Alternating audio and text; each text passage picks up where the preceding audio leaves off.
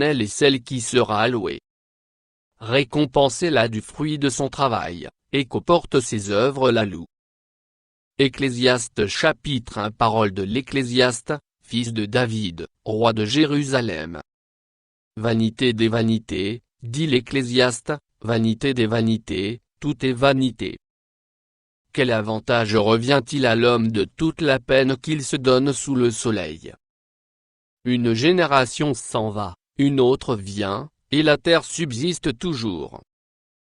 Le soleil se lève, le soleil se couche, il soupire après le lieu d'où il se lève de nouveau.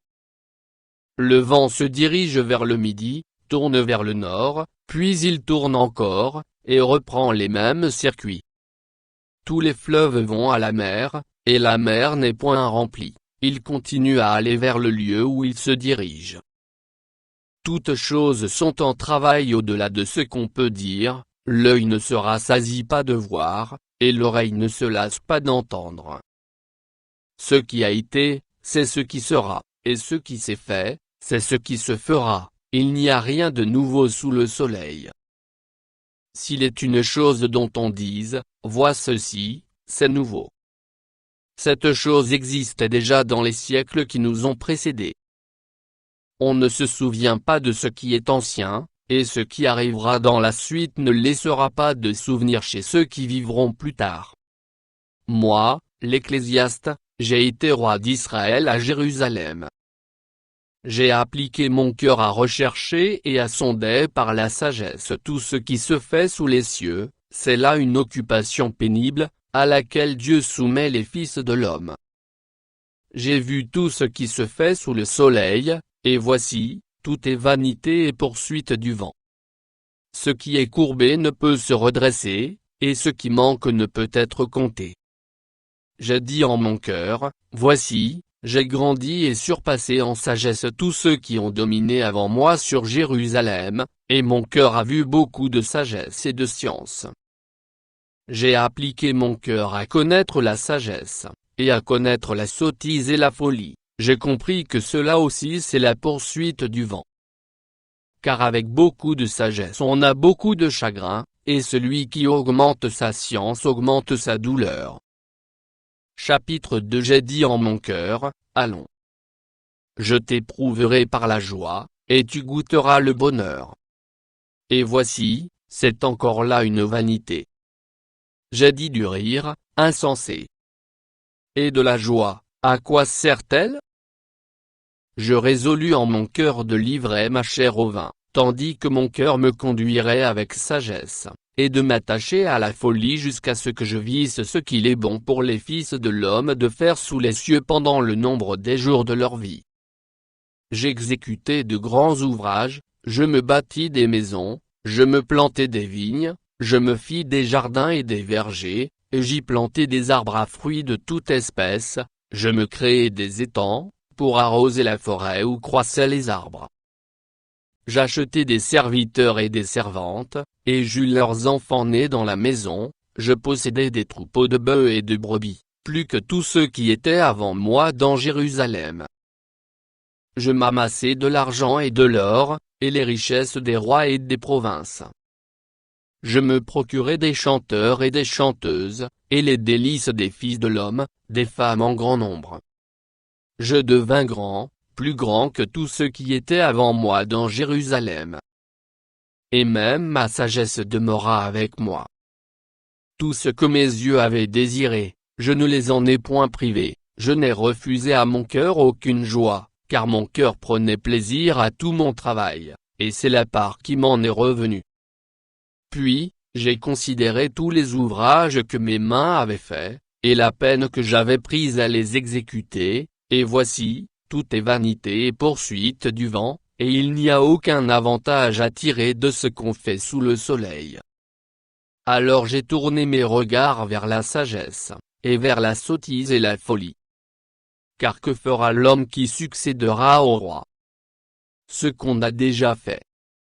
Et j'ai vu que la sagesse a de l'avantage sur la folie, comme la lumière a de l'avantage sur les ténèbres, le sage a ses yeux à la tête, et l'insensé marche dans les ténèbres. mais j'ai reconnu aussi qu'ils ont l'un et l'autre un même sort. Et j'ai dit en mon cœur, j'aurai le même sort que l'insensé, pourquoi donc ai-je été plus sage? Et j'ai dit en mon cœur que c'est encore là une vanité. Car la mémoire du sage n'est pas plus éternelle que celle de l'insensé, puisque déjà les jours qui suivent, tout est oublié. Et quoi? Le sage meurt aussi bien que l'insensé. Et j'ai haï la vie, car ce qui se fait sous le soleil m'a déplu, car tout est vanité et poursuite du vent. J'ai haï tout le travail que j'ai fait sous le soleil, et dont je dois laisser la jouissance à l'homme qui me succédera. Et qui sait s'il sera sage ou insensé. Cependant il sera maître de tout mon travail, de tout le fruit de ma sagesse sous le soleil. C'est encore là une vanité. Et j'en suis venu à livrer mon cœur au désespoir, à cause de tout le travail que j'ai fait sous le soleil. Car tel homme a travaillé avec sagesse et science et avec succès, et il laisse le produit de son travail à un homme qui ne s'en est point occupé. C'est encore là une vanité et un grand mal. Que revient-il, en effet, à l'homme de tout son travail et de la préoccupation de son cœur, objet de ses fatigues sous le soleil? Tous ses jours ne sont que douleur, et son partage n'est que chagrin, même la nuit son cœur ne repose pas. C'est encore là une vanité. Il n'y a de bonheur pour l'homme qu'à manger et à boire, et à faire jouir son âme du bien-être, au milieu de son travail, mais j'ai vu que cela aussi vient de la main de Dieu. Qui, en effet, peut manger et jouir, si ce n'est moi? Car il donne à l'homme qui lui est agréable la sagesse, la science et la joie, mais il donne au pécheur le soin de recueillir et d'amasser, afin de donner à celui qui est agréable à Dieu. C'est encore là une vanité et la poursuite du vent.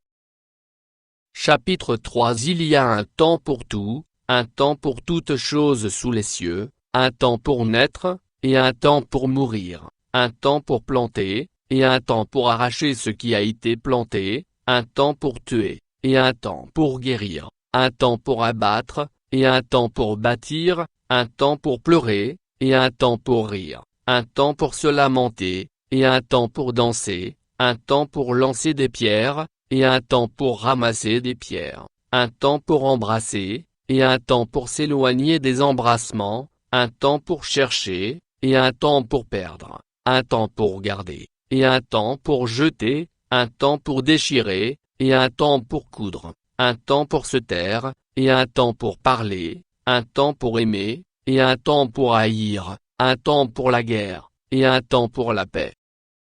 Quel avantage celui qui travaille retire-t-il de sa peine? J'ai vu à quelle occupation Dieu soumet les fils de l'homme. Il fait toutes choses bonnes en son temps, même il a mis dans leur cœur la pensée de l'éternité, bien que l'homme ne puisse pas saisir l'œuvre que Dieu fait, du commencement jusqu'à la fin. J'ai reconnu qu'il n'y a de bonheur pour eux qu'à se réjouir et à se donner du bien-être pendant leur vie, mais que, si un homme mange et boit et jouit du bien-être au milieu de tout son travail, c'est là un don de Dieu. J'ai reconnu que tout ce que Dieu fait durera toujours, qu'il n'y a rien à y ajouter et rien à en retrancher, et que Dieu agit ainsi afin qu'on le craigne. Ce qui est a déjà été, et ce qui sera a déjà été, et Dieu ramène ce qui est passé. J'ai encore vu sous le soleil qu'au lieu établi pour juger il y a de la méchanceté, et qu'au lieu établi pour la justice il y a de la méchanceté. J'ai dit en mon cœur, Dieu jugera le juste et le méchant, car il y a là un temps pour toute chose et pour toute œuvre. J'ai dit en mon cœur, au sujet des fils de l'homme, que Dieu les éprouverait, et qu'eux-mêmes verraient qu'ils ne sont que des bêtes. Car le sort des fils de l'homme et celui de la bête sont pour eux un même sort, comme meurt l'un, ainsi meurt l'autre, ils ont tous un même souffle, et la supériorité de l'homme sur la bête est nulle, car tout est vanité. Tout va dans un même lieu, tout a été fait de la poussière, et tout retourne à la poussière.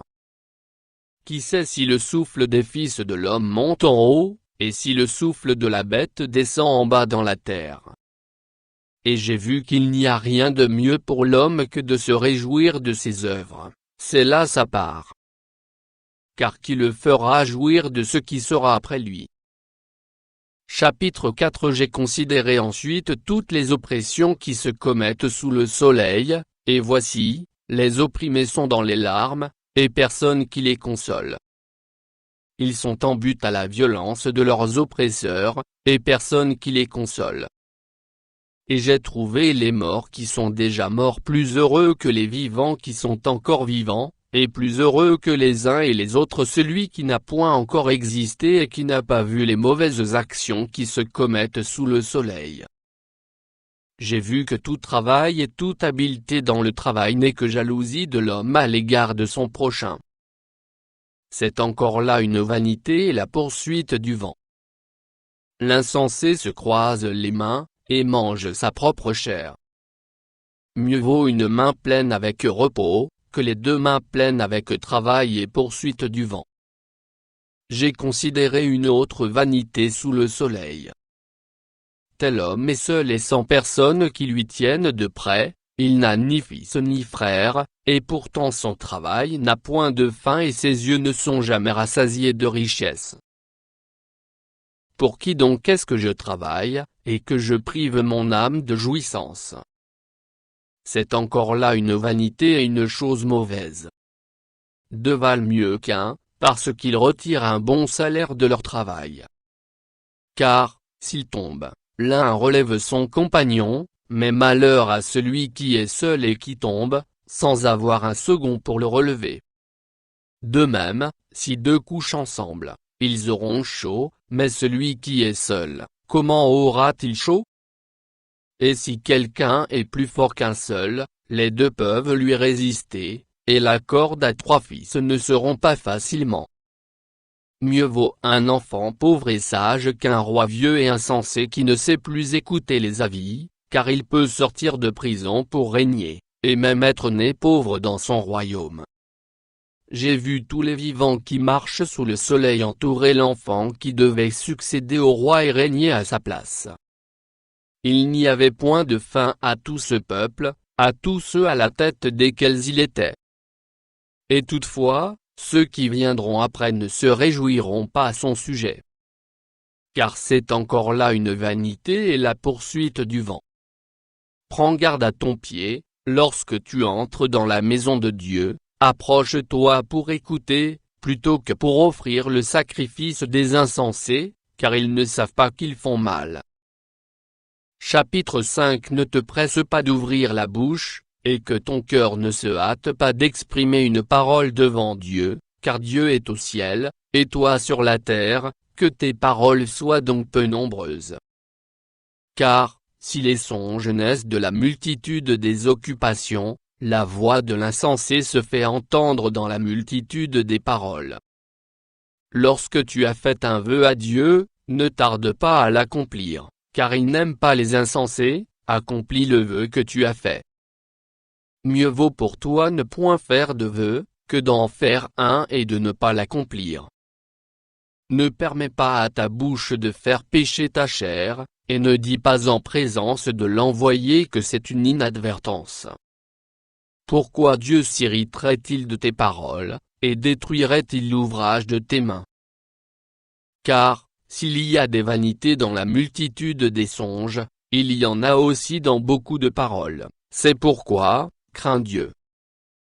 Si tu vois dans une province le pauvre opprimé et la violation du droit et de la justice, ne t'en étonne point, car un homme élevé est placé sous la surveillance d'un autre plus élevé, et au-dessus d'eux il en est de plus élevé encore. Un avantage pour le pays à tous égards, c'est un roi honoré du pays. Celui qui aime l'argent n'est pas rassasié par l'argent, et celui qui aime les richesses n'en profite pas. C'est encore là une vanité. Quand le bien abonde, ceux qui le mangent abondent, et quel avantage en revient-il à son possesseur, sinon qu'il le voit de ses yeux? Le sommeil du travailleur est doux, qu'il ait peu ou beaucoup à manger, mais le rassasiement du riche ne le laisse pas dormir. Il est un mal grave que j'ai vu sous le soleil, des richesses conservées, pour son malheur, par celui qui les possède. Ces richesses se perdent par quelque événement fâcheux, il a engendré un fils, et il ne reste rien entre ses mains. Comme il est sorti du ventre de sa mère, il s'en retourne nu ainsi qu'il était venu, et pour son travail n'emporte rien qu'il puisse prendre dans sa main. C'est encore là un mal grave. Il s'en va comme il était venu, et quel avantage lui revient-il d'avoir travaillé pour du vent? De plus, toute sa vie il mange dans les ténèbres, et il a beaucoup de chagrin, de maux et d'irritation. Voici ce que j'ai vu, c'est pour l'homme une chose bonne et belle de manger et de boire, et de jouir du bien-être au milieu de tout le travail qu'il fait sous le soleil, pendant le nombre des jours de vie que Dieu lui a donné, car c'est là sa part. Mais, si Dieu a donné à un homme des richesses et des biens, s'il l'a rendu maître d'en manger, d'en prendre sa part, et de se réjouir au milieu de son travail, c'est là un don de Dieu. Car il ne se souviendra pas beaucoup des jours de sa vie, parce que Dieu répand la joie dans son cœur. Chapitre 6. Il est un mal que j'ai vu sous le soleil, et qui est fréquent parmi les hommes. Il y a tel homme à qui Dieu a donné des richesses, des biens, et de la gloire, et qui ne manque pour son âme de rien de ce qu'il désire, mais que Dieu ne laisse pas maître d'en jouir, car c'est un étranger qui en jouira. C'est là une vanité et un mal grave. Quand un homme aurait 100 fils, vivrait un grand nombre d'années, et que les jours de ces années se multiplieraient, si son âme ne s'est point rassasiée de bonheur, et si de plus il n'a point de sépulture, je dis qu'un avorton est plus heureux que lui. Car il est venu en vain, il s'en va dans les ténèbres, et son nom reste couvert de ténèbres, il n'a point vu, il n'a point connu le soleil, il a plus de repos que cet homme. Et quand celui-ci vivrait 2 fois 1000 ans, sans jouir du bonheur, tout ne va-t-il pas dans un même lieu? Tout le travail de l'homme est pour sa bouche, et cependant ses désirs ne sont jamais satisfaits. Car quel avantage le sage a-t-il sur l'insensé? Quel avantage a le malheureux qui sait se conduire en présence des vivants? Ce que les yeux voient est préférable à l'agitation des désirs, c'est encore là une vanité et la poursuite du vent. Ce qui existe a déjà été appelé par son nom, et l'on sait que celui qui est homme ne peut contester avec un plus fort que lui. S'il y a beaucoup de choses, il y a beaucoup de vanité, quel avantage en revient-il à l'homme? Car qui sait ce qui est bon pour l'homme dans la vie, pendant le nombre des jours de sa vie de vanité, qu'il passe comme une ombre? Et qui peut dire à l'homme ce qui sera après lui sous le soleil? Chapitre 7. Une bonne réputation vaut mieux que le bon parfum, et le jour de la mort que le jour de la naissance. Mieux vaut aller dans une maison de deuil que d'aller dans une maison de festin, car c'est là la fin de tout homme, et celui qui vit prend la chose à cœur. Mieux vaut le chagrin que le rire, car avec un visage triste le cœur peut être content. Le cœur des sages est dans la maison de deuil, et le cœur des insensés dans la maison de joie. Mieux vaut entendre la réprimande du sage que d'entendre le chant des insensés. Car comme le bruit des épines sous la chaudière, ainsi est le rire des insensés. C'est encore là une vanité. L'oppression rend insensé le sage, et les présents corrompent le cœur. Mieux vaut la fin d'une chose que son commencement, mieux vaut un esprit patient qu'un esprit hautain. Ne te hâte pas en ton esprit de t'irriter, car l'irritation repose dans le sein des insensés.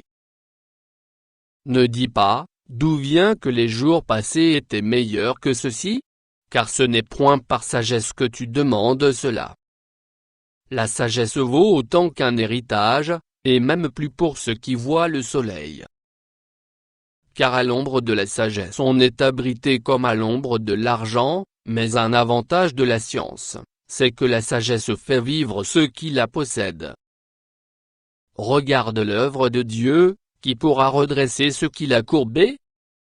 Au jour du bonheur, sois heureux, et au jour du malheur, réfléchis, Dieu a fait l'un comme l'autre, afin que l'homme ne découvre en rien ce qui sera après lui. J'ai vu tout cela pendant les jours de ma vanité. Il y a tel juste qui périt dans sa justice, et il y a tel méchant qui prolonge son existence dans sa méchanceté. Ne sois pas juste à l'excès, et ne te montre pas trop sage, pourquoi te détruirais-tu? Ne sois pas méchant à l'excès, et ne sois pas insensé, pourquoi mourrais-tu avant ton temps? Il est bon que tu retiennes ceci, et que tu ne négliges point cela, car celui qui craint Dieu échappe à toutes ces choses. La sagesse rend le sage plus fort que 10 chefs qui sont dans une ville. Non, il n'y a sur la terre point d'homme juste qui fasse le bien et qui ne pêche jamais. Ne fais donc pas attention à toutes les paroles qu'on dit, de peur que tu n'entendes ton serviteur te maudire, car ton cœur a senti bien des fois que tu as toi-même maudit les autres. J'ai éprouvé tout cela par la sagesse. J'ai dit, je serai sage. Et la sagesse est restée loin de moi. Ce qui est loin, ce qui est profond, profond, qui peut l'atteindre? Je me suis appliqué dans mon cœur à connaître, à sonder, et à chercher la sagesse et la raison des choses, et à connaître la folie de la méchanceté et la stupidité de la sottise. Et j'ai trouvé plus amère que la mort la femme dont le cœur est un piège et un filet, et dont les mains sont des liens, celui qui est agréable à Dieu lui échappe, mais le pécheur est pris par elle. Voici ce que j'ai trouvé, dit l'Ecclésiaste, en examinant les choses une à une pour en saisir la raison, voici ce que mon âme cherche encore, et que je n'ai point trouvé. J'ai trouvé un homme entre 1000, mais je n'ai pas trouvé une femme entre elles toutes. Seulement, voici ce que j'ai trouvé, c'est que Dieu a fait les hommes droits, mais ils ont cherché beaucoup de détours. Chapitre 8. Qui est comme le sage, et qui connaît l'explication des choses? La sagesse d'un homme fait briller son visage, et la sévérité de sa face est changée. Je te dis, observe les ordres du roi, et cela à cause du serment fait à Dieu. Ne te hâte pas de t'éloigner de lui, et ne persiste pas dans une chose mauvaise, car il peut faire tout ce qui lui plaît, parce que la parole du roi est puissante, et qui lui dira, que fais-tu? Celui qui observe le commandement ne connaît point de choses mauvaises, et le cœur du sage connaît le temps et le jugement. Car il y a pour toute chose un temps et un jugement, quand le malheur accable l'homme. Mais il ne sait point ce qui arrivera, et qui lui dira comment cela arrivera? L'homme n'est pas maître de son souffle pour pouvoir le retenir, et il n'a aucune puissance sur le jour de la mort. Il n'y a point de délivrance dans ce combat, et la méchanceté ne saurait sauver les méchants.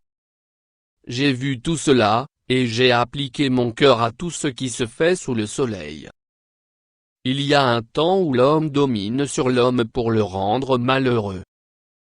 Alors j'ai vu des méchants recevoir la sépulture et entrer dans leur repos, et ceux qui avaient agi avec droiture s'en aller loin du lieu saint et être oubliés dans la ville.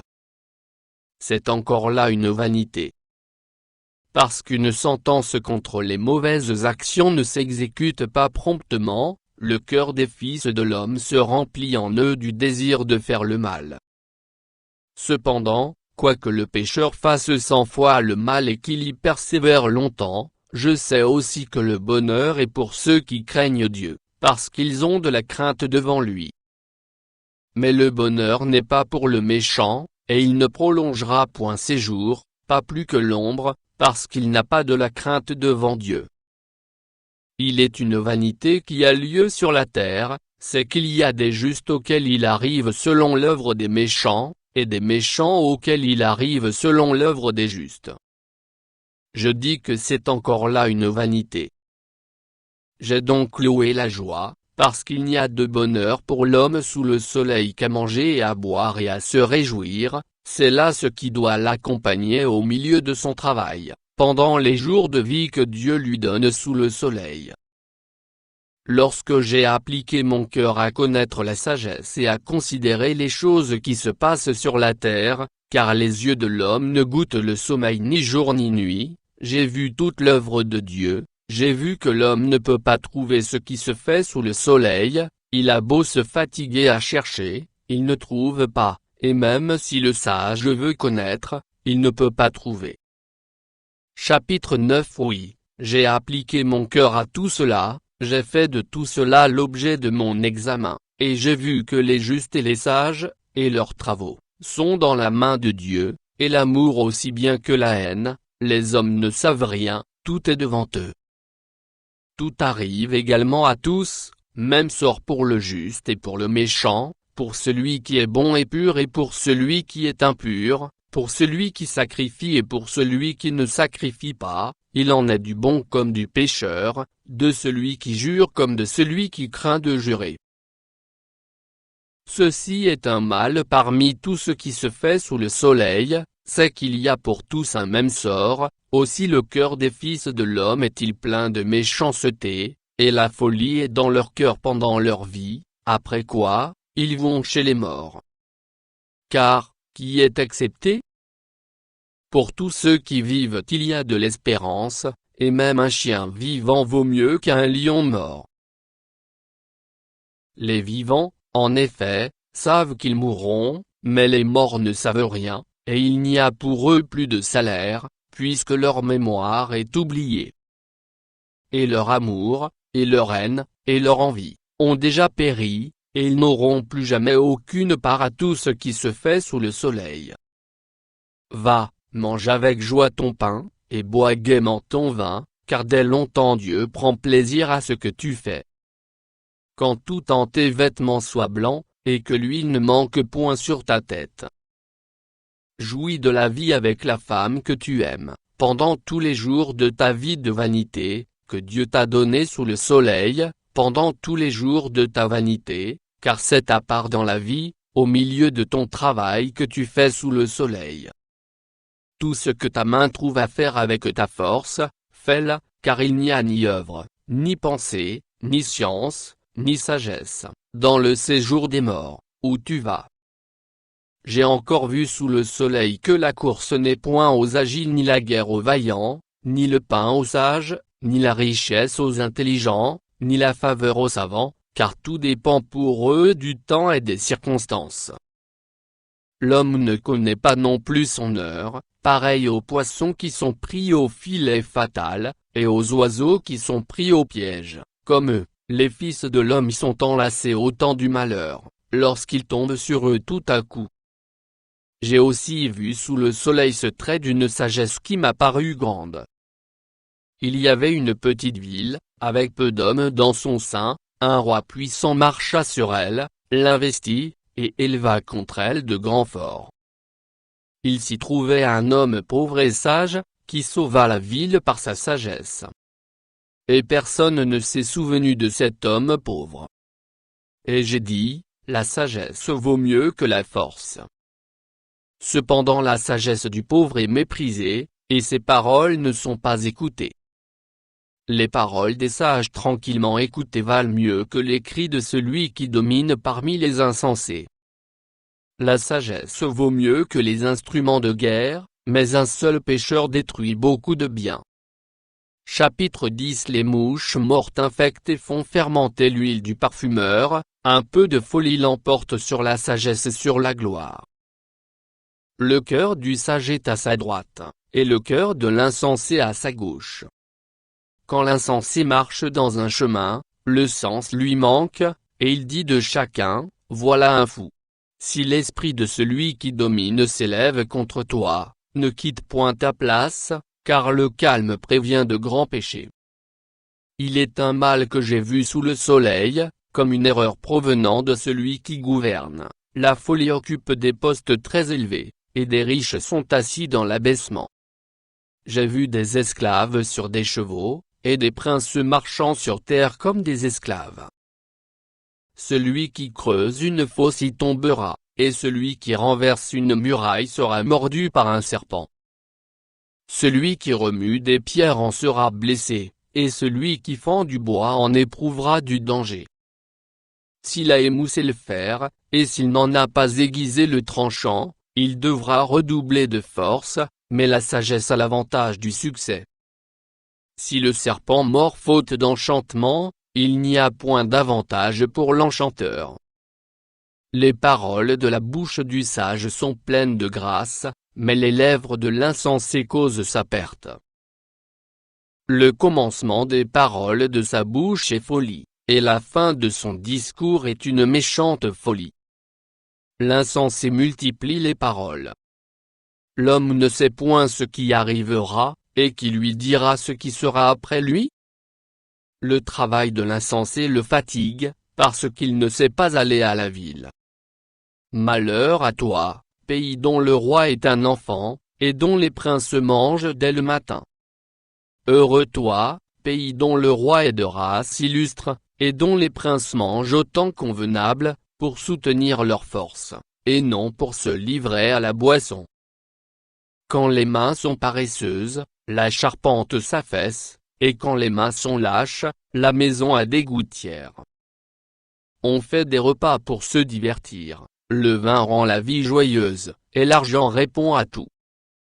Ne maudis pas le roi, même dans ta pensée, et ne maudis pas le riche dans la chambre où tu couches, car l'oiseau du ciel emporterait ta voix, l'animal ailé publierait tes paroles. Chapitre 11. Jette ton pain sur la face des eaux, car avec le temps tu le retrouveras, donne-en une part à 7 et même à 8, car tu ne sais pas quel malheur peut t'arriver sur la terre. Quand les nuages sont pleins de pluie, ils la répandent sur la terre, et si un arbre tombe, au midi ou au nord, il reste à la place où il est tombé. Celui qui observe le vent ne sèmera point, et celui qui regarde les nuages ne moissonnera point. Comme tu ne sais pas quel est le chemin du vent, ni comment se forment les hausses dans le ventre de la femme enceinte, tu ne connais pas non plus l'œuvre de Dieu qui fait tout. Dès le matin sème ta semence, et le soir ne laisse pas reposer ta main, car tu ne sais point ce qui réussira, ceci ou cela, ou si l'un et l'autre sont également bons. La lumière est douce, et il est agréable aux yeux de voir le soleil. Si donc un homme vit beaucoup d'années, qu'il se réjouisse pendant toutes ces années, et qu'il pense aux jours de ténèbres qui seront nombreux, tout ce qui arrivera est vanité. Chapitre 12. Jeune homme, réjouis-toi dans ta jeunesse, livre ton cœur à la joie pendant les jours de ta jeunesse, marche dans les voies de ton cœur et selon les regards de tes yeux, mais sache que pour tout cela Dieu t'appellera en jugement. Bannis de ton cœur le chagrin, et éloigne le mal de ton corps, car la jeunesse et l'aurore sont vanité. Mais souviens-toi de ton Créateur pendant les jours de ta jeunesse, avant que les jours mauvais arrivent et que les années s'approchent où tu diras, je n'y prends point de plaisir, avant